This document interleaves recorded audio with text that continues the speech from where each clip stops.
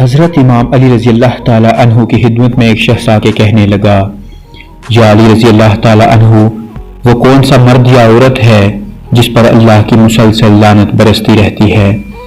بس جیسے یہ پوچھا گیا تو حضرت امام علی رضی اللہ تعالیٰ عنہ نے فرمایا، اے بندہ خدا، اللہ نے کچھ قانون عورت اور کچھ قانون مرد پہ واجب کیے ہیں۔ جو مرد یا عورت ان قوانین کو ٹھکرا دیتا ہے تو اللہ کی لعنت اس پر برستی رہتی ہے۔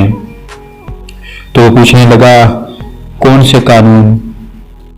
حضرت امام علی رضی اللہ تعالیٰ عنہ نے فرمایا، اللہ نے مرد پر غیرت کو واجب کیا تاکہ مرد غیرت مند بن کے اپنی عورتوں، بچوں اور گھر والوں کے لیے اچھی زندگی کا انتخاب کرے، اس کے لیے محنت کرے، کوشش کرے، ان کے سکون اور خواہشات کو پورا کرنے کے لیے جستجو کرے۔